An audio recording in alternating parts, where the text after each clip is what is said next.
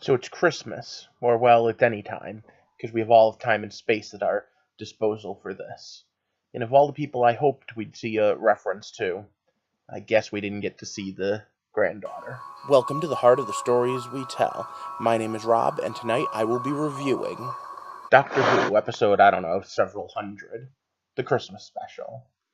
Alright, so Twice Upon a Time is all about the Doctor's past. And we know he's going to regenerate into a woman. That's been all over the place. But this was a whole year of characters that were seen as firsts, even though I don't think they always were. And I'll be honest, I didn't even review the entirety of Doctor Who this last season of Capaldi, even though I like Capaldi overall, because some of Moffat's writing wasn't exactly up to what I was looking for.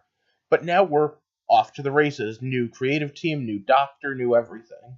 But first we have a Christmas special. And it's going to take a lot to get me to look past the fact that last year we had a superhero, for God's sake.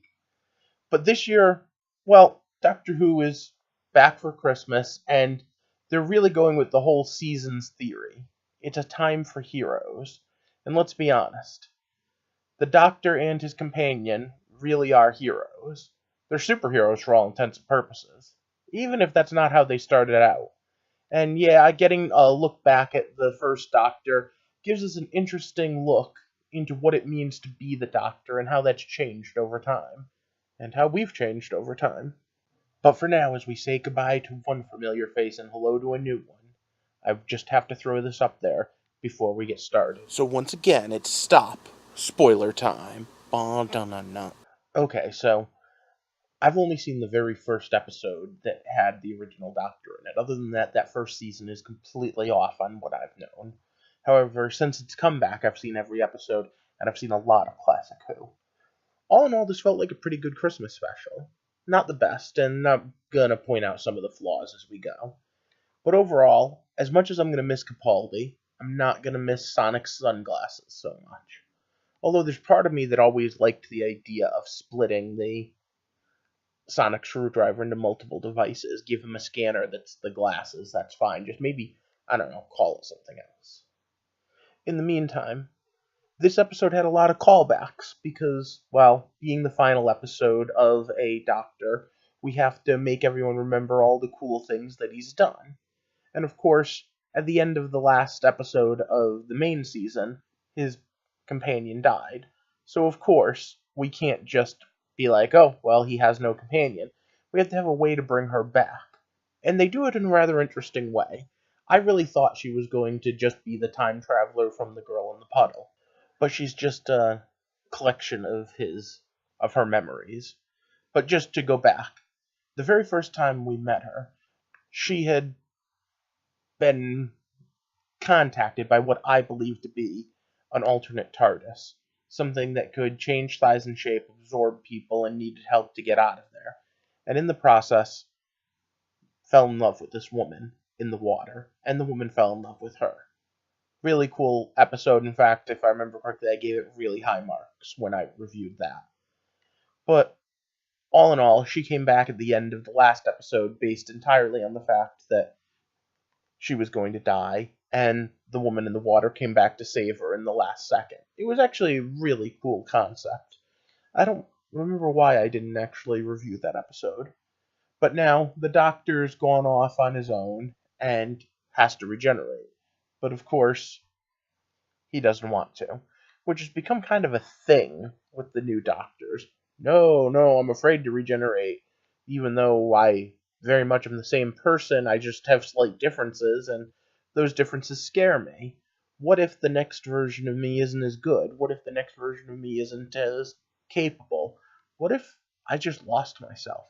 And in there's a theme that's, I don't know, maybe a little overplayed in New Who. Because, yeah, I really liked it when Tennant pulled it, but let's be realistic. Every Doctor doesn't need to. And retconning in that the first Doctor did was pretty weird. Now, we did get to see the first Doctor's regeneration on screen way back when, although again, like I said, I have never seen more than the first episode with him. This was a good interpretation of it still. I really liked the whole fact that the two doctors being in the same place causes a rip in time and space that messes everything up. One of the other things I like is that the other time travelers seem to have a better concept of how to do it safely than he does. Hey, anyone we take out of time, we're gonna make sure and freeze their memories so that they don't remember any of this, so that we don't accidentally interact with the timeline. Doctor Who accidentally does it all the time. Even when he does it on purpose, sometimes I think he doesn't think through cause and effect that well. But okay, so they have someone that's a really good time traveler, and it's this whole glass computer. And I really like the fact that the original Doctor, without using a scanner, was able to pick up on subtle things. So another little knock towards how our society works. Sometimes we get too entrenched in what we believe and in our technology. And it was kind of good to give that a what that's that. I also like the idea that the original Doctors are a little less comedic than the new ones, and as such, give them a problem. But overall, the two Doctors meeting also gives us a subtle look, well, not so subtle look, at how culture changes over time. And remember, these are supposed to be Time Lords. So, even way back when Hartnell was the Doctor in the 60s, he should have been a super advanced alien, not a 60s human. But of course, he had to be written by 60s humans. So being a little sexist, a little racist, a little just old-fashioned is perfectly reasonable. One of the best scenes, in fact, is when he's trying to convince people that, oh, no, I understand the fairer sex. I have some experience. Well, I do too. And, like, both the World War II guy and the first Doctor just looking at him and be like, But, again, that's not really Bill Potts. The real Bill Potts might have actually been rescued by Water Woman. We're not sure.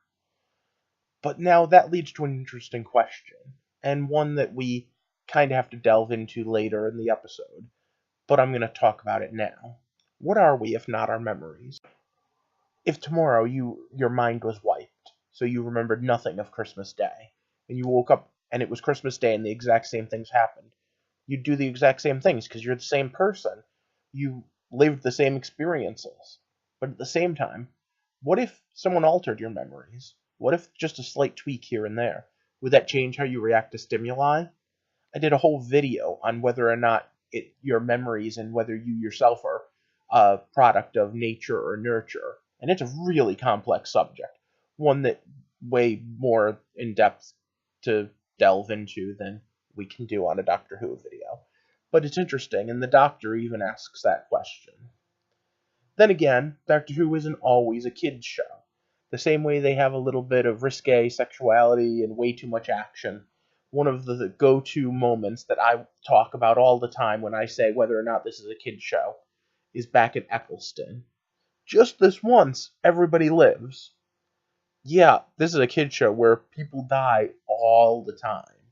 This is a show where, and this is what gets shown to Hartnell Doctor, the first Doctor, that makes him distrust his future self so much. You're a doctor of war. Let me tell you all the horrible things that you've done. But most of those were in defense of other.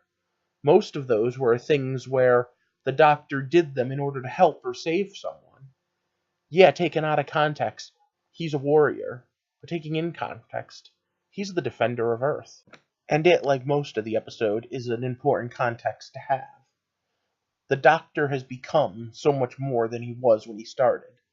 That blue police box means so much more today, even if it's a little bit bigger on the outside than it used to be.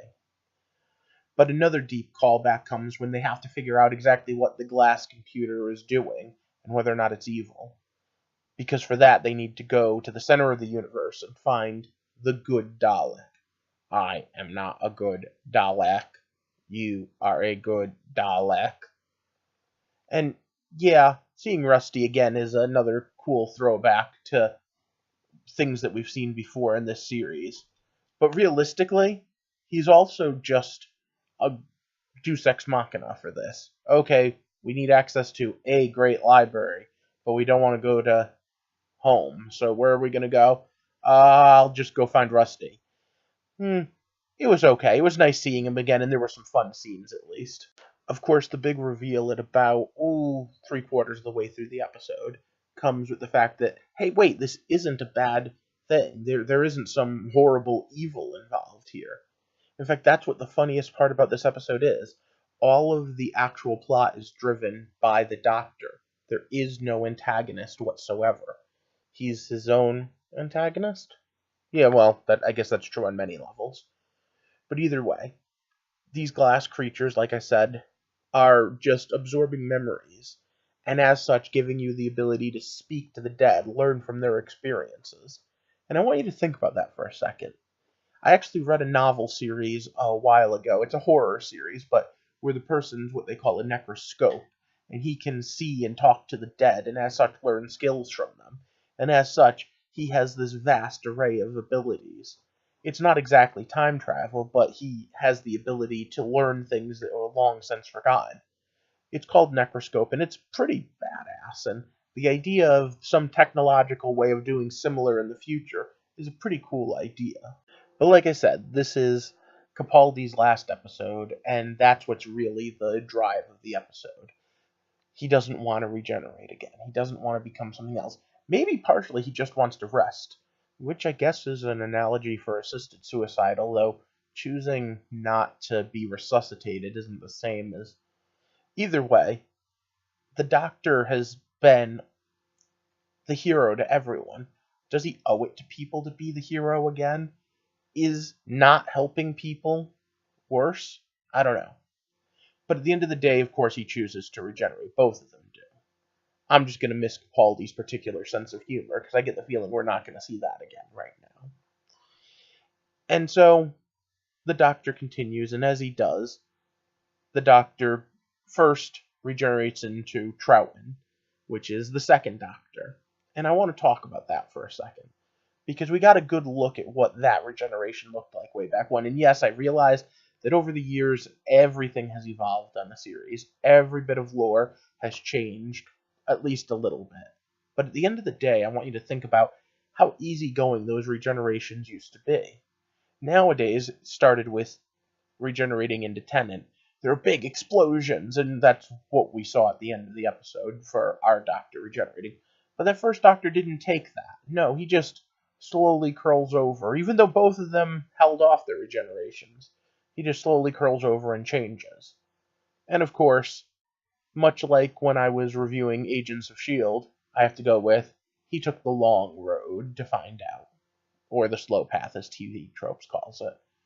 But okay, so Troughton's about to start over and become the next Doctor in that same TARDIS. And our Doctor has to go, and we do get that great Bridger moment where we find out that the soldier whose life they saved, who again, they mess up time, but okay, whatever, is going to be the Brigadier's father. And then finally, Capaldi regenerates. Part of me wants to take 5 whole minutes just to talk about this regeneration, because that's how long it was on screen. He said a couple of really wise things, and then a couple not so wise things, which gets to the Doctor. I'm going to just pick one of them out, though. He said that love is always wise, and hate is always unsmart, or in something like that. I just saw the episode, but I can't remember the exact words he used. And I'm going to argue that sometimes hating something is the reasonable course, and sometimes loving something is dangerous. But, again, maybe that's a little too forward-thinking and a little too intellectual to put on a TV show like Doctor Who. But his regeneration just went on and on. I felt like I was watching Bugs Bunny go, blah, blah, blah, blah, blah, and then put the flowers up. Okay, we get it. We said goodbye to Capaldi. He had a whole episode's run. I would have rathered another minute or two with our new Doctor. And of course, I guess we need to talk about that too. How do I feel about a woman Doctor? On one hand, I feel a little cheated, because the Doctor is one of only a handful of male characters who use their brain instead of their brawn. But, at the same time, I'm kind of interested. I want to see where they go. I mean, this is totally new ground, and I really love new ground. I love the idea of things changing, and the idea that they're going to shake things up. And like I said, there have always been strong female leads in this show. But at the same time, I'm worried. The last thing I want is for them to make her sexy, or make her something other than the Doctor. I want her to be just a Gallifreyan, just a doctor. And if she's a good doctor, I am going to be so happy. I hope she says silly things and is offbeat and gets things wrong all the time, but at the same time is always got a kind heart and is going to think her way out of situations. And I hope she has a little bit of Capaldi's humor, even though I don't think she will. Either way, Jodie Whittaker, we're going to see what you can do. Well, when you fell out of the TARDIS, but we'll see what you can do in the next episode coming soon. For now, this is far from my favorite episode of Doctor Who. It's not even my favorite Regeneration episode or my favorite Christmas special, both of which belong to a Tennant episode. For now, though, I'm curious what you thought. How would you rank this? And how do you feel about having a female doctor? If I get many comments, maybe I'll do a follow-up episode where we'll talk about that and your comments. In the meantime, what I really need you to do, like and share this video to help me grow my community. And of course, if this is your first time here or you just haven't already, click that subscribe button to hear other rambling thoughts about stories. Because what I do here is I try to consider what it means to get to the heart of the story, why we tell them, how we tell them. I do Throwback Thursdays every Thursday and Theories every Sunday. And of course, review stories as they come up. If you're interested, click that subscribe button. Right now I'm at 85 subscribers. When I hit 100, I'm going to give away a free Amazon gift card to one of my followers and do a special video to thank you all. For now, I hope you have a good night, and Merry Christmas.